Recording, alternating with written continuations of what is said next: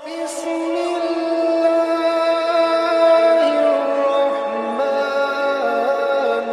sampai detik ini Allah Subhanahu wa Ta'ala masih berkenan memberikan begitu banyak nikmatnya untuk kita semuanya, terutama tentunya nikmat iman, nikmat Islam, nikmat sehat. Sehat semua ya? Alhamdulillah. Untuk batin sehatnya? Ya, mudah-mudahan.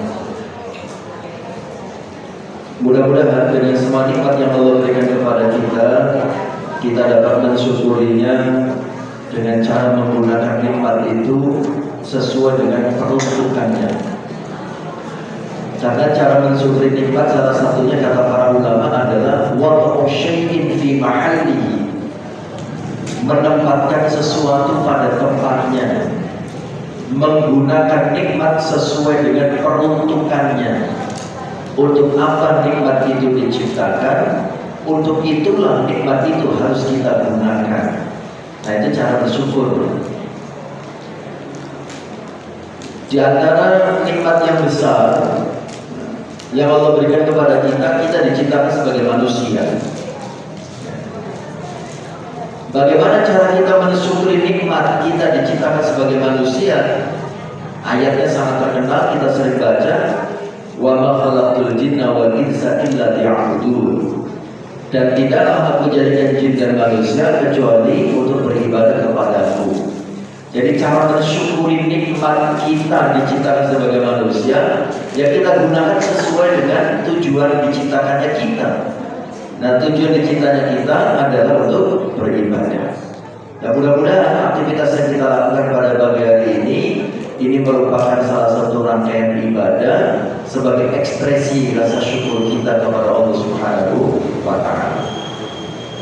Kemudian yang berikutnya salam beserta salam tidak akan pernah lupa kita sampaikan kepada uswah dan qudwah kita, panutan dan lalutan kita, baginda Rasul Muhammad SAW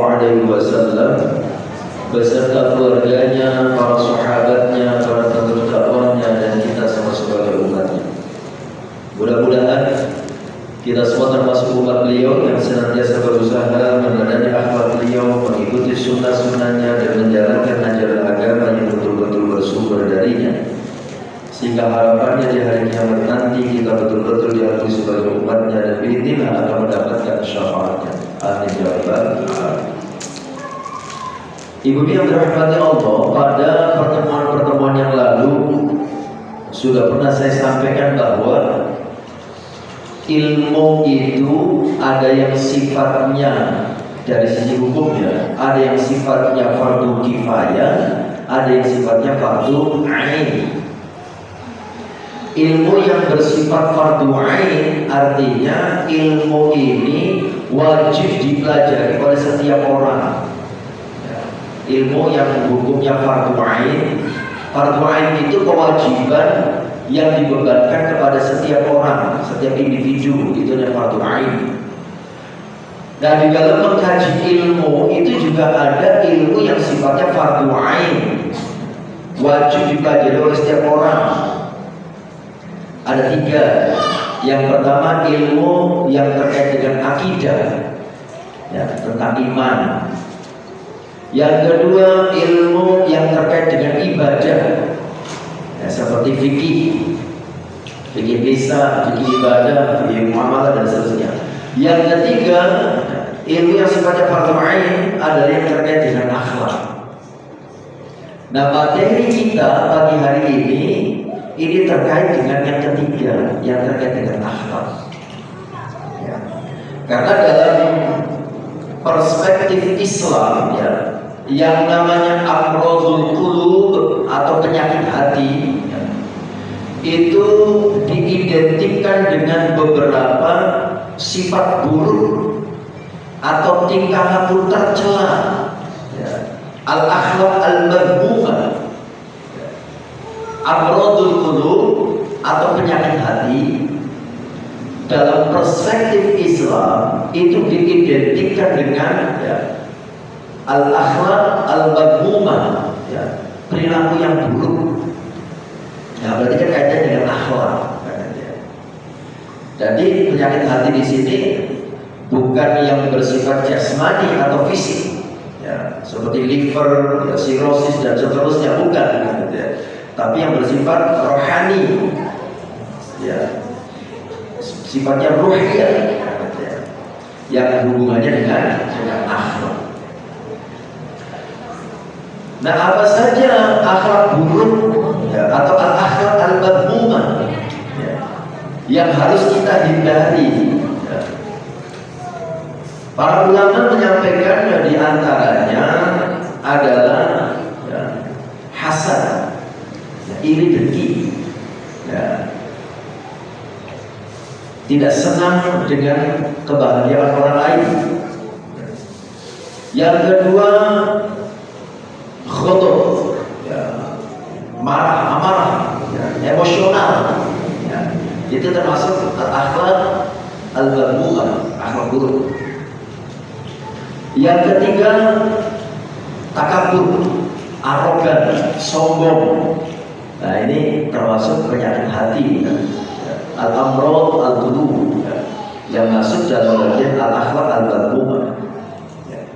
Kemudian ujub, ya, bangga diri, ya, itu juga bagian dari akhlak yang buruk. Jadi orang-orang yang memiliki akhlaknya seperti ini berarti sakit, nah, hatinya, sakit jiwanya. Kemudian yang berikutnya adalah riya, senang pamer. Kemudian yang berikutnya adalah buruk sangka, ya, suudzon, negative thinking, ya. Kemudian yang berikutnya rakus, tamak, ya, itu juga bagian dari amrodul qulub, ya, penyakit hati.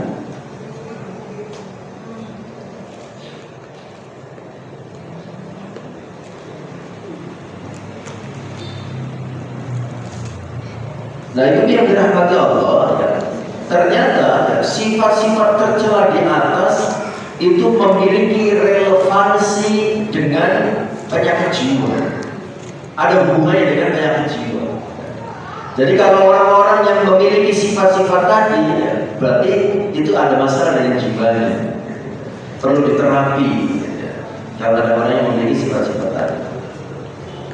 Nah, nanti kita akan bahas satu persatu, ya, dari penyakit-penyakit hati tadi. Tapi sebelum kita membahas secara detail satu persatu, ya, kita dulu melihat apa ciri atau dampak negatif orang yang memiliki penyakit-penyakit hati tadi. Jadi dalam buku Sembuh Total dengan Wirid Asmaul Husna, ya, ada beberapa perilaku yang menandakan bahwa seseorang memiliki penyakit hati, ya, tandanya, ya, tanda orang memiliki penyakit hati. Pertama, dalam buku itu dikatakan suka berbuat dosa. Artinya dia tidak ada beban, ya, bahkan terang-terangan pada saat dia melakukan dosa. Itu berarti kok hatinya ada penyakit. Orang yang enteng melakukan dosa terang-terangan, gitu ya. Padahal kata Rasulullah, orang yang melakukan dosa dengan terang-terangan itu, ya, itu dosanya tidak akan diampuni oleh Allah Subhanahu wa Ta'ala. Setiap umatku akan terampuni dosa-dosanya kecuali mereka yang melakukan dosa secara terang-terangan. Hadis riwayat Bukhari. Bangga dengan dosa-dosa, padahal awalnya sudah gak ada yang tahu dia melakukan dosa itu. Tapi seringkali anak-anak muda itu sering cerita, gitu ya, nangkrut ngumpul dengan teman-temannya itu, tadi malam saya berhasil begini. Itu dosa yang dilakukan, yang diceritakan. Padahal Allah sudah menyembunyikannya, ya. Allah sudah menutupinya, tapi dia menceritakannya. Nah, ini berarti dia sampai dengan terang-terangan di dalam melakukan dosa. Yang kedua, ya, ciri seseorang yang memiliki penyakit hati, ya, orang yang memiliki penyakit hati akan merasa malas saat beribadah, karena sangat ibadah. Karena penyakit-penyakit hati kan mendatangkan dosa. Ya. Nah, dosa-dosa yang menumpuk inilah yang akhirnya membuat kita malas ibadah. Al-iman yazid wa yanqus, iman itu kan naik turun, fluktuatif, on off. Nah, iman bisa naik itu dengan amal soleh. Iman menjadi drop, turun itu dengan dosa. Nah, makanya kalau orang banyak melakukan dosa, maka imannya turun. Imannya turun, maka malas ibadah. Ya, itu diantaranya. Penyebabnya karena dalam hatinya ada penyakit. Yang ketiga, orang yang memiliki penyakit hati itu perasaan gelisah dan resah kerap muncul ketika ada masalah. Ya. Gampang resah, gampang gelisah, gampang stres, gampang depresi. Ya. Ketika ada penyakit dalam hati. Yang keempat, hatinya tidak tersentuh oleh kandungan ayat-ayat suci Al-Quran. Tidak tersentuh ketika dibacakan. Nah, ini kan di sini setiap kajian kan dibahas Quran, terjemahan Mbak. Nah, itu kalau ada di antara kita yang tidak ada tidak tergetar hatinya, hamba saja mendengarkannya, nah itu hati-hati, harus banyak istighfar. Jadi ketika dibacakan ayat, dijelaskan terjemahnya, dijelaskan maksudnya, oh hatinya biasa-biasa saja. Nah itu hati-hati, harus banyak-banyak istighfar. Kemudian yang kelima, melupakan zikir dan doa, malah berzikir, malas berdoa. Yang keenam, sibuk dalam urusan dunia semata. Nah, senangnya boleh duit, agak belum ngaji kan begitu ya. Diingatkan, marah, ada kadang-kadang begitu. Hati-hati ya. Ya. Nah, kemudian obatnya apa? Kita langsung nanti sebelum kita setelah ini kita bahas satu persatu dari penyakit hati tadi ya. Kita ke ke bagian akhir dulu kan gitu ya. Ciri orang yang punya hati, kalau obatnya apa?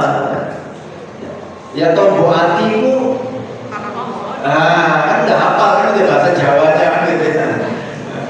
Nah itu betul itu. Jadi saya menemukan satu referensi di dalam kitab At-Tibyan fi Adabi Hamalatil Quran. Imam An-Nawawi mengatakan, Ibrahim Al-Khawas berkata, obat hati itu ada 5. Jadi yang mengatakan tombol hati itu 5 perkara itu aslinya itu yang pertama mengatakan namanya Ibrahim Al-Khawas. Ibrahim Al-Khawas itu Imam Nawawi yang menjelaskan. Yang pertama tadi apa? Moco Al-Quran, angan-angan imanane kan gitu ya.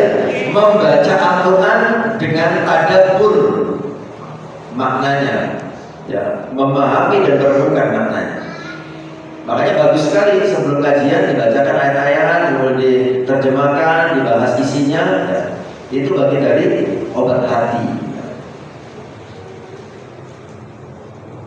Bahkan ibu yang dirahmati Allah ya, membaca Al-Quran itu ya, sekalipun kita tidak mengerti artinya, itu tetap ada efek dan manfaatnya. Ya. Nah itu status Facebook saya hari ini. Kenapa kita harus membaca Al-Quran setiap hari? Ya. Di antara di situ saya mengutip kisah, ya. Kisah orang Amerika, kakek dan cucunya. Mungkin jenengan juga sudah pernah baca kisahnya.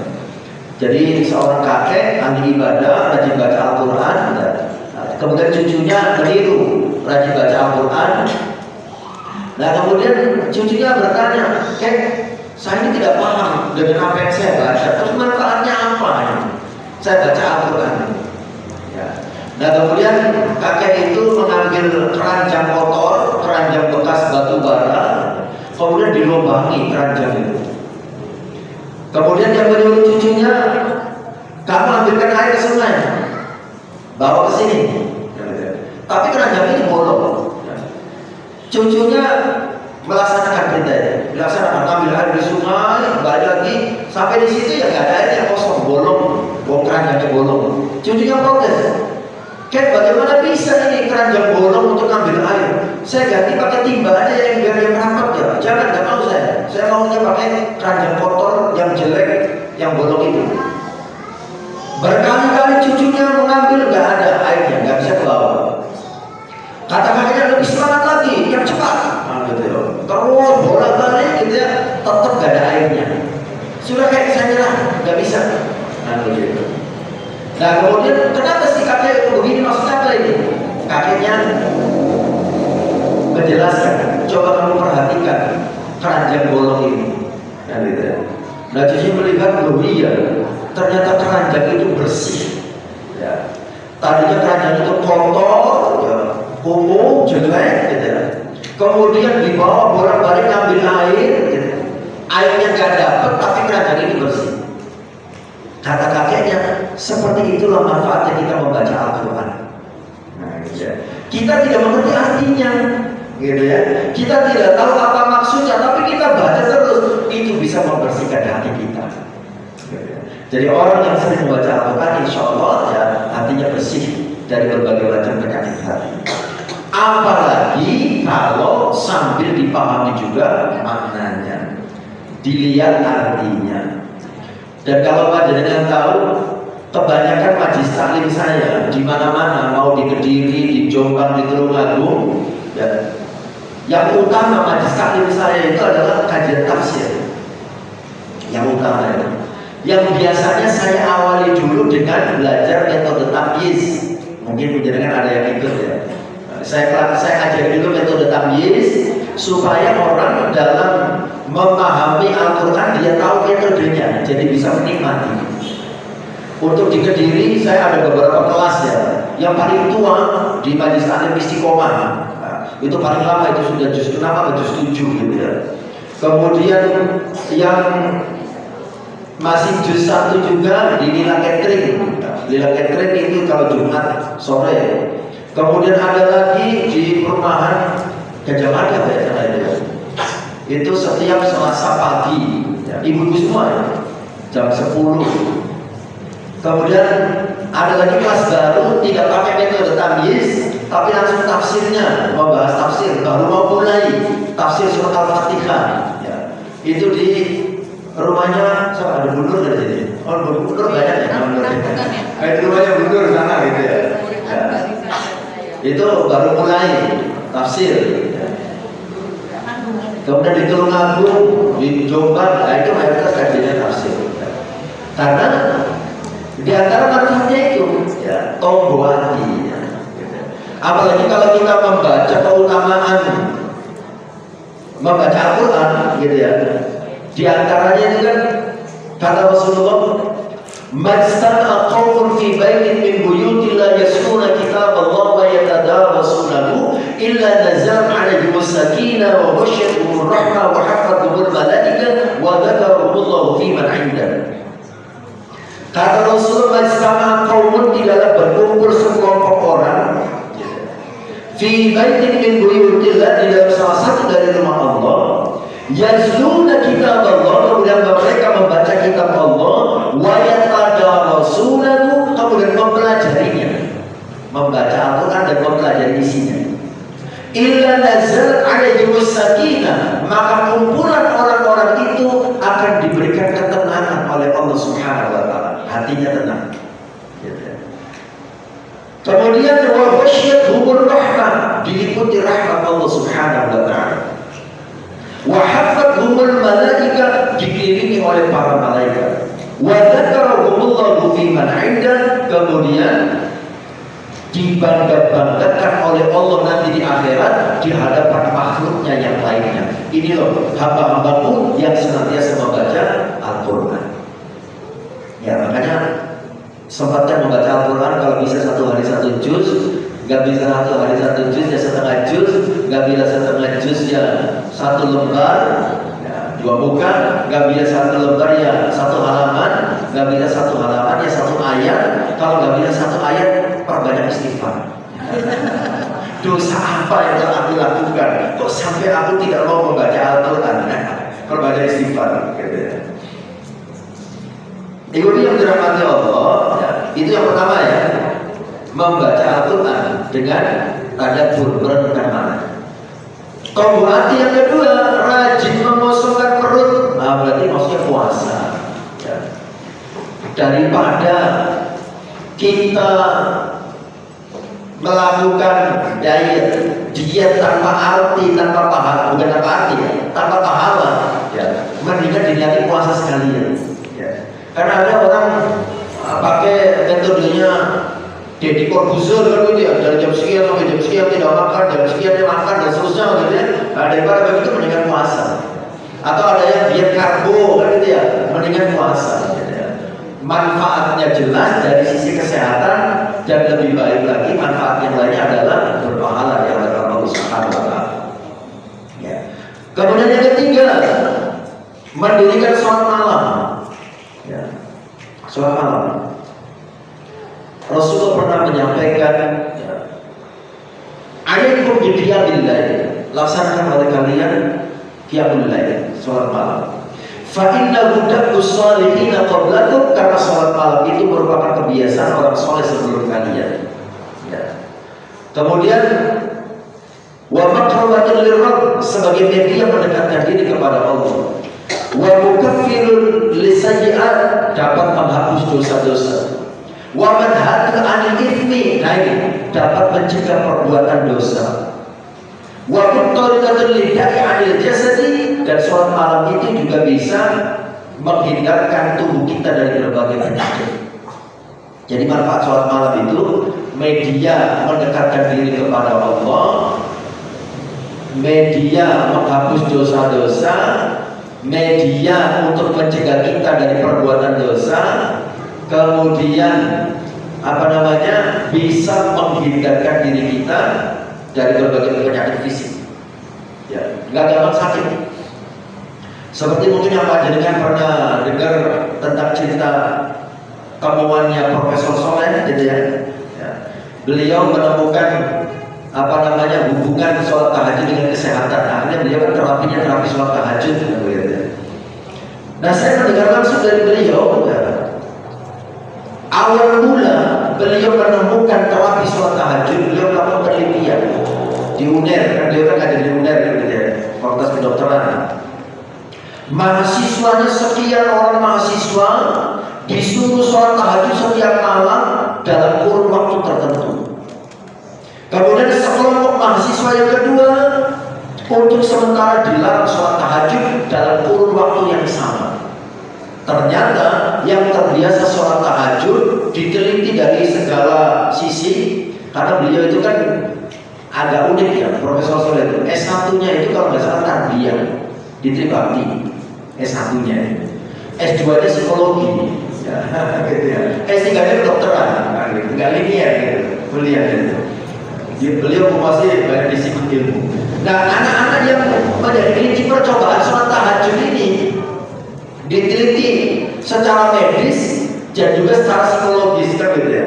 Dari sisi medis, kandungan darahnya diperiksa, oh ternyata lebih menyehatkan, kata beliau. Dari sisi psikologis juga emosinya lebih stabil, nah gitu ya, lebih bagus. Ya, itu sholat tahajud. Akhirnya beliau punya klinik ya, yang metodenya menggunakan terapi sholat tahajud. Saya penasaran pengen ikut gitu ya, saya belum pernah gitu ya. Karena sholat tahajudnya dari jam 1 malam sampai subuh gitu ya. Padahal cuma 11 rakaat sama. Ada yang pernah gitu? Pernah ya?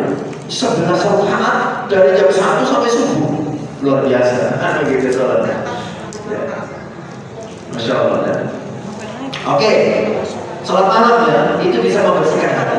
Ya. Jadi orang yang biasa sholat malam itu senantiasa mendapat bimbingan dari Allah Subhanahu wa taala. Langkah-langkah hidupnya terukur dan terarah. Kemudian yang berikutnya, kalau di bahasa Jawa Pak, zikir ingkang suwe, kan begitu ya? Ya, di sini dijelaskan merendahkan diri di hadapan Allah dengan memperbanyak doa dan zikir, khususnya di akhir malam.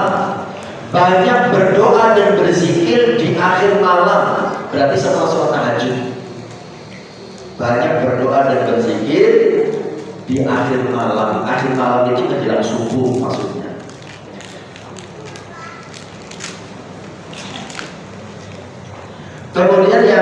terakhir, yang kelima, ya. Combo anti yang kelima menurut Ibrahim Al-Khawas adalah bermajlis atau bergaul dengan orang-orang soleh. Nah, orang-orang soleh itu di mana tempatnya? Ya ini di sini, di majlis taklim ini. Ya. Berarti bergaul dengan orang soleh itu artinya ya sering datang ke majlis taklim, insya Allah. Ya. Di majlis taklim itu orang yang punya niat baik semua yang datang di sana. Ya. Orang-orang soleh dan solehah semuanya. Ya. Jadi intinya bergaul dengan orang soleh, ya sering ke majlis taklim. Ya. Baik, sekarang kita coba bahas satu persatu, ya sesuai dengan waktu yang ada. Kan? Cepat banget ya, udah setengah 10 aja. Baru pengantar ya. Ya, kalau nggak selesai sekarang bisa dilanjut ke pertemuan yang berikutnya. Baik. Yang pertama yang akan kita bahas salah satu penyakit hati ya, banyak dihinggapi oleh manusia, hasad, ya, iri dengki. Apalagi di kondisi pandemi ya, di mana banyak orang yang diuji dalam banyak hal ya, terutama ujian kesehatan fisik dan kesehatan ekonomi kan begitu ya. Ada yang ekonomi yang moncer kan gitu ya, ada yang biasa saja, bahkan ada yang drop. Ini kalau iman gak kuat, hati gak bersih, bisa muncul banyak penyakit di sana. Hasad. Pertama dari definisi, kemudian dari sisi hukum, kemudian dari hikmah diharamkannya hasad, kemudian macam-macamnya hasad. Nah itu sistematika pembahasannya. Definisinya dulu, hasad adalah menginginkan agar nikmat yang dimiliki orang lain berpindah ke tangannya atau ke tangan orang yang lain. Itu hasad. Menginginkan agar nikmat yang dimiliki oleh orang lain berpindah ke tangannya atau ke tangan orang yang lain lagi. Tidak, dia tidak menginginkannya, tapi agar pindah ke orang lain. Itu definisinya hasad. Nah, hukumnya hasad, hukumnya sangat jelas. Orang-orang sepakat hasad itu hukumnya haram. Dalil yang menunjukkan keharamannya sangat banyak, baik dalam Al-Quran ataupun hadis. Di antaranya dalam Al-Quran surah Al-Baqarah ayat 109, di mana di dalam ayat itu Allah mencela orang-orang Yahudi. Wadda katsirun min ahlil kitab law yaruddunakum min ba'di imanikum kuffara hasadan min indi anfusihim min ba'di ma tabayyana lahumul haqq. Kata Allah, banyak di antara ahlul kitab. Ahlul kitab itu yang dimaksud Yahudi dan Nasrani, menginginkan sekiranya mereka dapat mengembalikan kalian setelah kalian beriman menjadi kafir kembali. Jadi orang-orang kafir Yahudi Nasrani banyak yang menginginkan kita umat Islam menjadi murtad. Ya. Ini dikatakan juga di zaman Rasulullah ya, karena yang tadinya kan belum beriman kemudian menjadi beriman. Nah itu yang belum beriman menginginkan agar teman-teman mereka yang sudah beriman yang memeluk agama Islam balik lagi menjadi kafir. Kenapa mereka melakukan itu? Hasadan min indi anfusihim, kata Allah. Karena ada rasa dengki di dalam diri mereka. Min ba'di ma tabayyana lahumul haqq. Ya, setelah kebenaran tampak jelas di hadapan mereka. Jadi sebetulnya permusuhan orang-orang ahlul kitab, ya khususnya orang-orang Yahudi kepada umat Islam itu karena kedengkian. Kisahnya apa kedengkiannya itu? Jadi begini, nabi-nabi itu mayoritas keturunan Nabi Ibrahim ya. Nabi Ibrahim punya anak dua, Ismail, Ishak. Karena gitu ya. Nabi Ibrahim punya anak dua, Ismail, Ishak. Dari Nabi Ishak lahirkan Nabi Yakub. Nabi Yakub punya anak 12. Salah satunya Yahuda namanya. Nah ini dari klan Yahuda inilah Yahudi muncul. Ya. Nah dari keturunan Nabi Yakub ini banyak terlahir nabi-nabi. Ya, Nabi Musa, Nabi Isa segala macam ini ada di jalur sini. Ya. Nah kemudian ya, setelah Nabi Isa, ya, setelah masa Nabi Isa, ya, ada zaman faktor kekosongan Nabi. Nah, gitu, ada zaman faktor kekosongan Nabi. Nah pada saat itu orang-orang Yahudi banyak yang terusir dari negaranya, terkalahkan dalam perangannya, karena mereka sudah mulai menjauh dari Allah Subhanahu wa Ta'ala. Kemudian mereka berdoa lagi kepada Allah, minta dikirimi nabi yang akan membimbing mereka. Nah ternyata yang dikirim oleh Allah, nabi yang terakhir, bukan dari jalur mereka, bukan dari jalur Nabi Ishak, Yakub dan seterusnya, tapi dari jalur yang satunya, dari jalur Ismail, yaitu Rasulullah Muhammad SAW. Itu berawal dari situ kedengkiannya. Mereka maunya nabi-nabi itu semuanya keturunan Bani Israel maunya, karena mayoritas nabi itu dari Bani Israel. Mayoritas nabi Israel itu sebetulnya maknanya bagus. Abdullah Israel. Israel itu julukan untuk Nabi Yakub. Jadi Bani Israel itu artinya anak keturunan Nabi Yakub. Makanya ada sebagian ustaz yang melarang kita tidak boleh menghina Israel, karena Israel itu julukan untuk Nabi Yakub. Ada ustaz yang saklek begitu. Padahal Israel zaman sekarang dengan Israel dulu itu beda, kan gitu ya. Kita membenci Israel yang sekarang itu bukan Israel julukan Nabi Yakub, tapi Israel yang merupakan sebuah entitas, sebuah kelompok yang ingin menjajah di Palestina. Itu yang tidak kita suka, bukan Israel yang dimaksud Nabi Yakub. Baik, kembali lagi ke masalah ini. Ayat ini berisi tentang dalil, ya. Dalil dikaramkannya hasad, ini dengki. Ya, seperti ini dengki yang ditunjukkan oleh orang Yahudi kepada Rasulullah SAW. Kemudian yang kedua, dalil dalam Al-Quran, An-Nisa ayat 54. Ya. An-Nisa ayat 54. Am yahsuduna an-nasa 'ala ma atahumullahu min fadli. Ataukah mereka dengki kepada manusia yang dimaksud dalam Muhammad karena karunia yang telah diberikan oleh Allah kepadanya. Nah ini juga dalil tentang larangan hasad. Ini. Kemudian Zubair, nah ini yang dari hadis.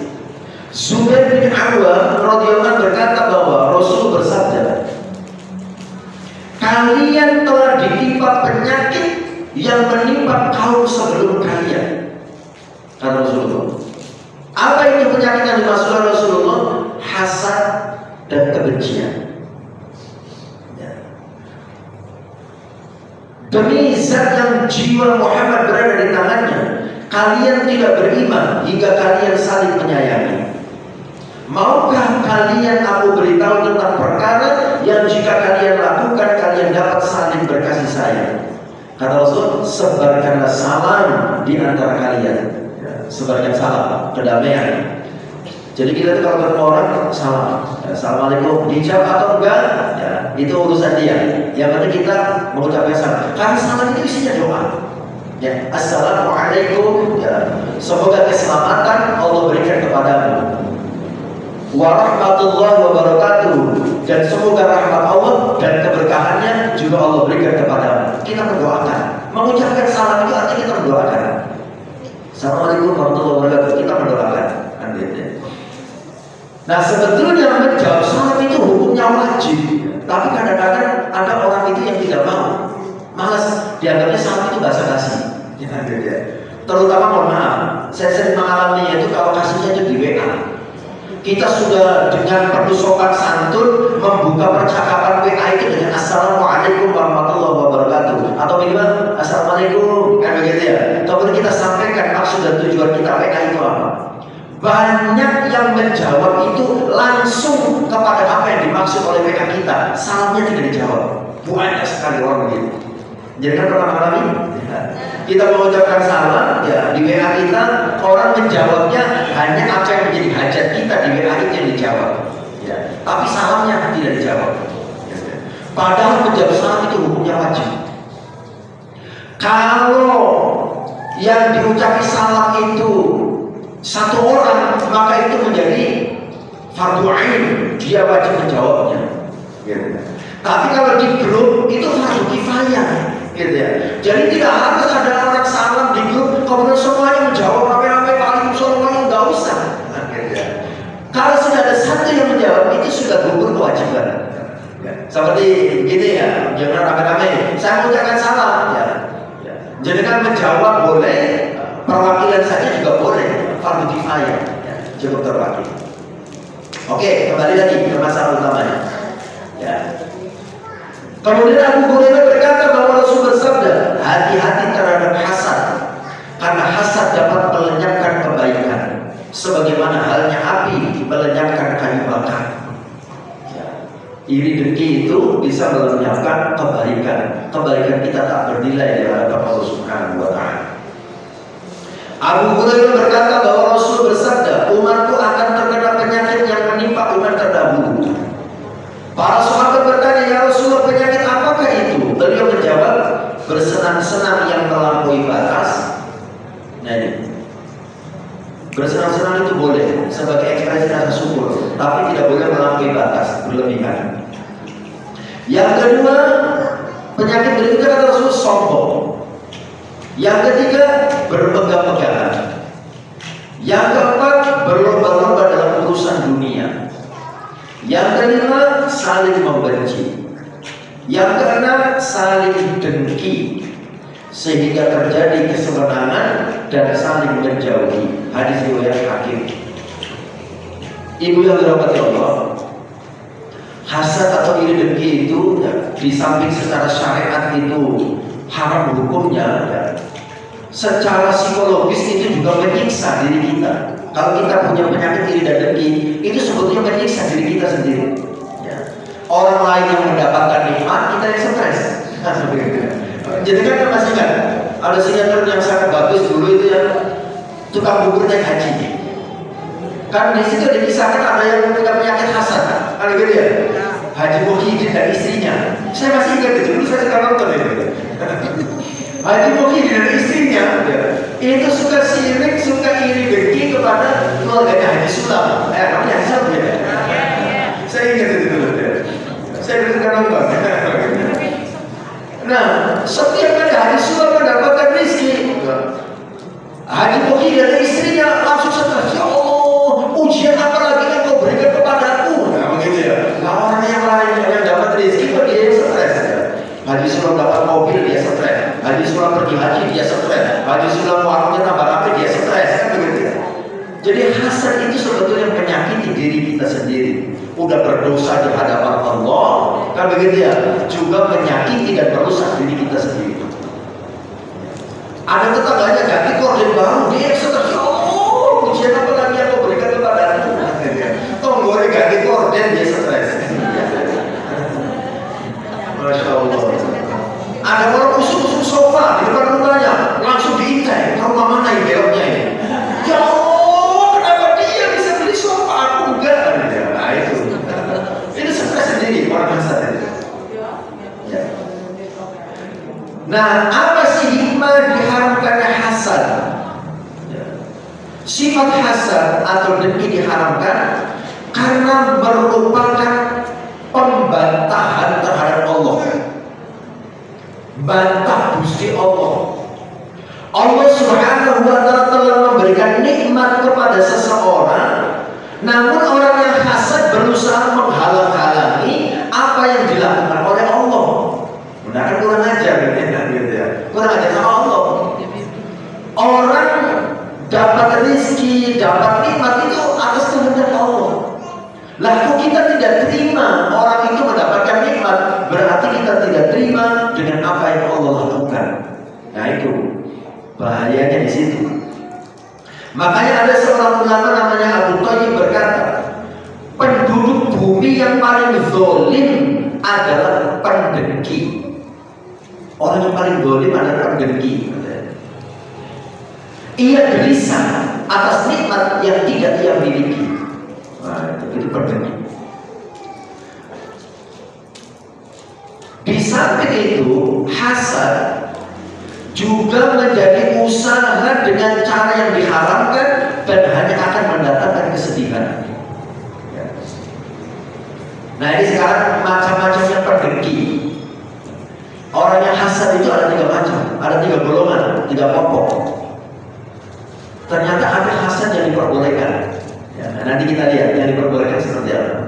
Ini dengki yang diperbolehkan. Macam-macamnya pendengki yang pertama, golongan yang berusaha agar nikmat yang dimiliki orang lain hilang. Golongan yang berusaha atau seseorang yang berusaha agar nikmat yang dimiliki oleh orang lain hilang. Artinya ada upaya yang dia lakukan gitu. Ada orang lain mendapatkan nikmat, dia berusaha agar nikmat itu hilang dari orang itu. Ya. Usahanya ini dilakukan baik melalui ucapan maupun tindakan konkret. Ya. Contohnya suka terjadi di kantor, ya, di tempat kerja. Ada 2 orang yang bekerja, sama-sama kerja, gitu ya. Berangkatnya bareng, maksudnya mulai kerja di tempat itu bareng. Yang satu karirnya moncer, yang satu biasa saja.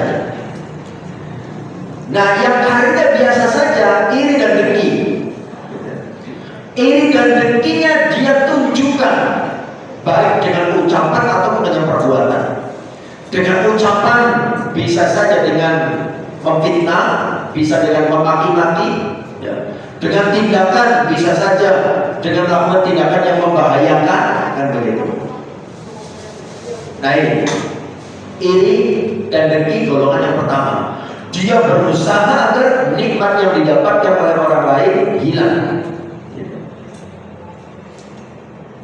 Nah, di antara kelompok yang pertama ini, ya, ada yang berusaha agar nikmat tersebut berpindah kepadanya. Ada juga yang tidak berusaha ke arah tersebut. Jadi ada yang temannya naik pangkat, difitnah, gitu ya. Difitnah, kemudian akhirnya temannya turun lagi jabatannya, kemudian dia nyonyol-nyonyol di hadapan bosnya agar dia dianggap yang terbaik. Akhirnya jabatan yang tadinya dipegang temannya berpindah kepada dirinya. Ada yang begitu. Ada juga yang tidak menginginkan itu. Pokoknya yang penting temannya tidak lebih hebat dari dia. Ya. Dia tidak mendapatkan kedudukan itu, tidak apa-apa. Yang penting temannya tidak dapat. Ya. Bisa jadi nikmat itu pindah kepada orang lain, ya, atau kepada siapapun. Ini kelompok yang pertama. Golongan yang kedua, yang tidak merefleksikan sikap hasadnya baik dengan ucapan maupun tindakan nyata. Ada orang iri dan dengki, tapi hanya dalam hati. Tidak ditunjukkan dengan ucapan keiriannya itu, kedengkiannya itu, dan juga tidak ditunjukkan dengan perbuatan. Hanya dalam hati saja, batin saja. Nah, ternyata menurut Hasan Al-Basri, golongan ini tidak berdosa. Golongan ini tidak berdosa. Iri dan dengki hanya dalam hati, tidak dinyatakan dengan lisan. Kan iri dan dengki tadi kan berusaha agar nikmat yang ada pada orang lain hilang. Kan gitu ya. Bisa dengan ucapan, bisa dengan perbuatan. Nah, kalau dalam hati saja, kata Hasan Al-Basri tidak berdosa. Begini, ini kaitannya dengan masalah niat. Ya. Orang kalau niat melakukan kebaikan, baru niat ya. Bismillah, nanti malam saya niat untuk sholat tahajud. Kemudian malam harinya tidak bangun sholat tahajud. Kalau niat baik itu sudah ditulis pahalanya, kan gitu ya. Kalau niat buruk, ya, ada 3 kondisi orang itu pada saat dia niat melakukan keburukan seperti hasad. hasad iri dan dengki. Kemudian dia ada niat melakukan keburukan. Itu ada 3 macam. Yang pertama, orang tidak jadi melakukan keburukan, ya, bisa jadi berpahala, bisa jadi berdosa, bisa jadi tidak berdosa, tidak berpahala. Ada 3 keadaan. Saya ulangi ya. Orang yang niat melakukan keburukan, kemudian tidak jadi melakukan keburukannya, itu ada 3 keadaan. Kalau niat buruk kemudian dilaksanakan keburukannya, itu sudah pasti berdosa, kan gitu ya. Punya niat buruk, kemudian dia melakukan keburukan itu. Hari ini dia sakit hati dengan temannya, kemudian dalam hati sudah batin, awas besok. Gitu ya. Tunggu saat pembalasanku. Dia ada niat melakukan balas dendam untuk menyakiti temannya. Besoknya tidak jadi melakukan balas dendam, tidak jadi melakukan balas dendam, tidak jadi melakukan dosa. Itu ada 3 kondisi.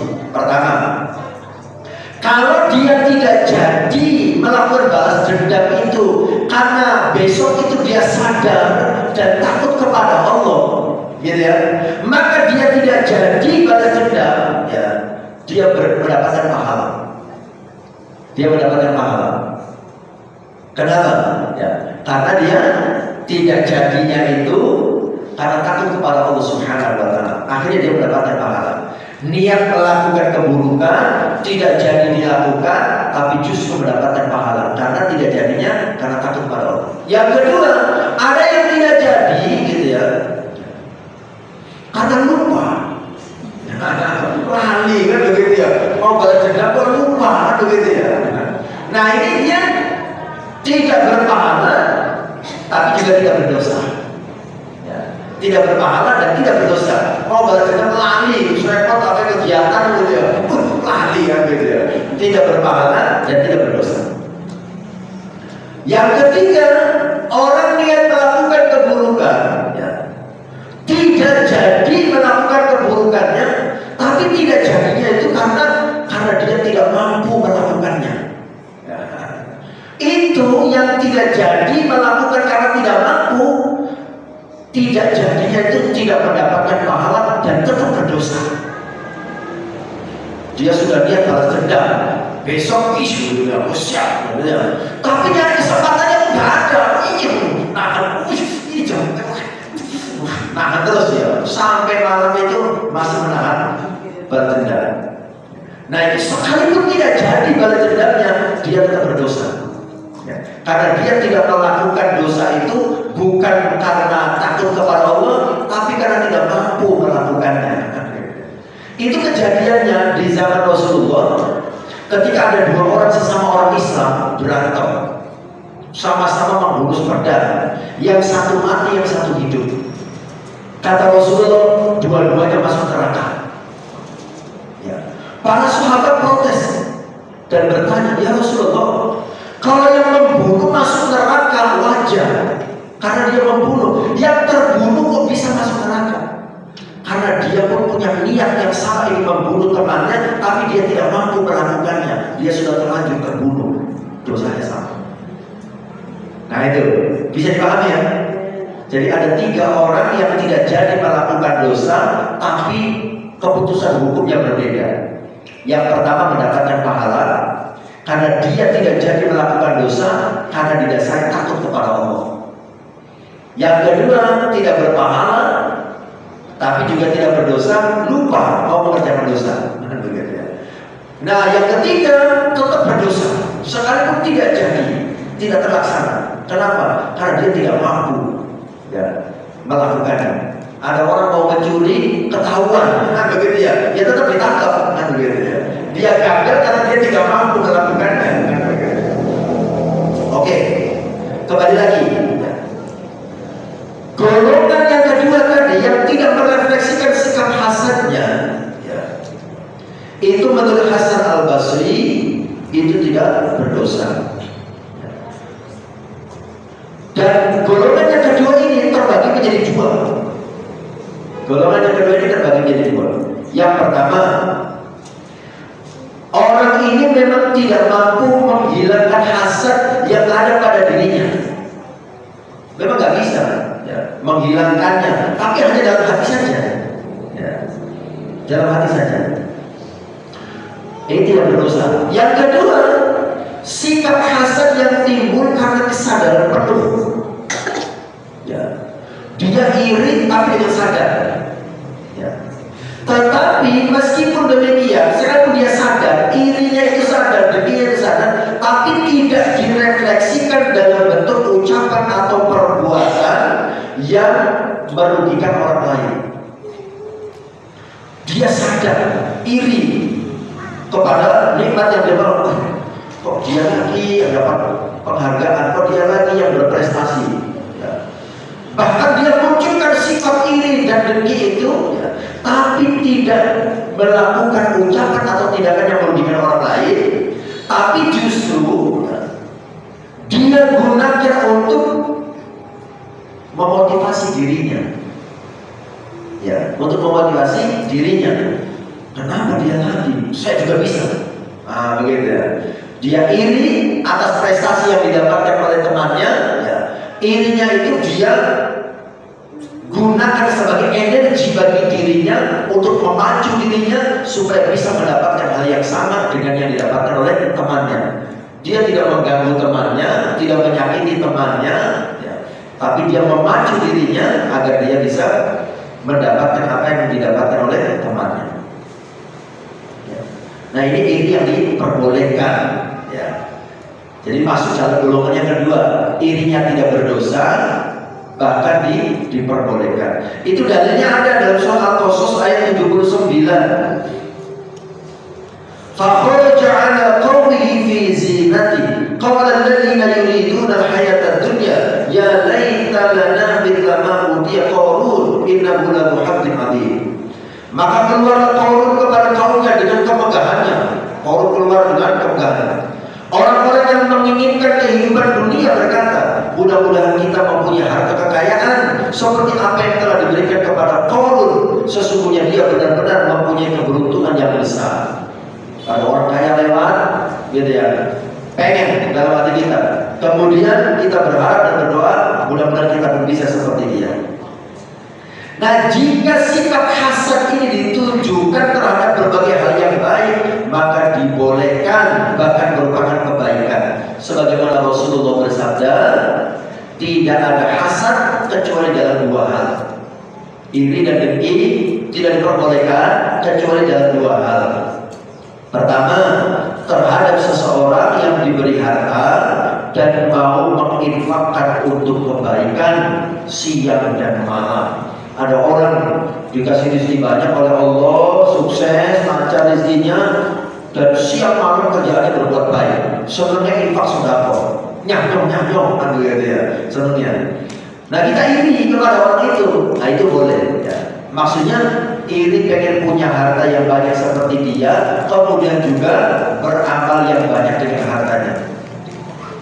Makanya kita boleh berdoa, ya Allah, berikan saya kesempatan untuk bisa berbuat baik dengan harta.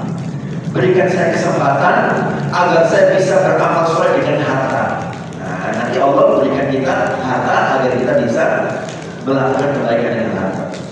Yang kedua yang kita boleh iri, kata Rasulullah, terhadap seseorang yang diberikan Al-Quran, lalu ia membaca dan merefleksikannya sepanjang siang dan malam. Jadi kita iri kepada orang yang dekat dengan Al-Quran. Setiap hari baca Al-Quran, kemudian setiap hari dia berusaha mengamalkan apa yang ada di dalam Al-Quran dalam kehidupannya, dia praktekkan.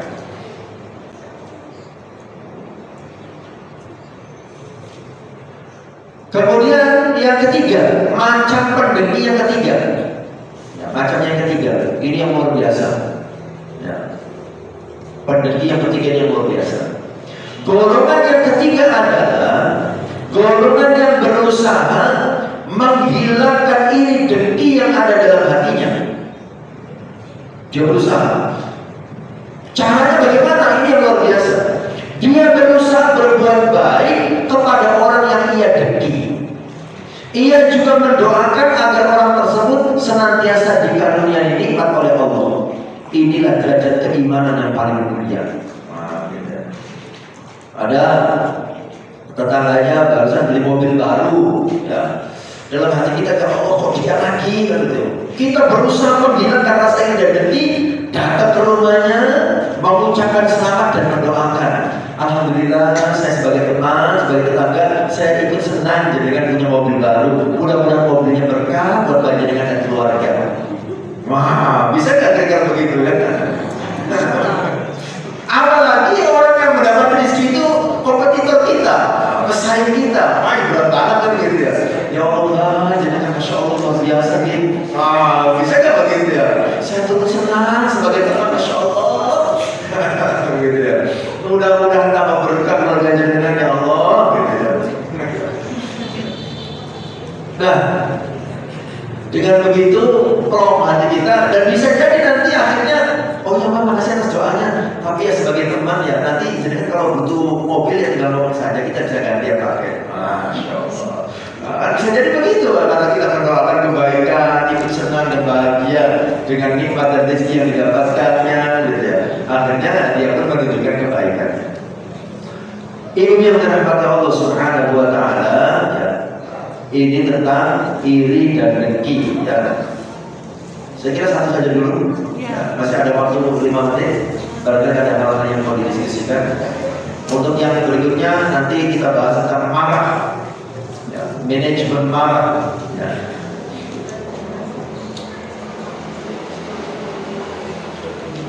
Ada yang mau didiskusikan? Tidak ada ya, aman ya. Kalau nggak ada, kasih pertanyaan. Saya kasih pertanyaan. Ada ya. yang bisa menjawab. Pertanyaannya adalah,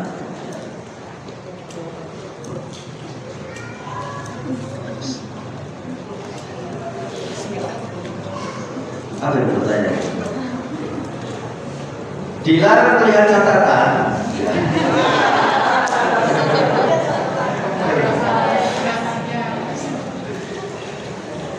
Sebutkan 5 tombol hati. 5 tombol hati. Oh, jangan ada catatan, Bu. Ya, coba ya, jangan ada catatan ya. Bisa nggak?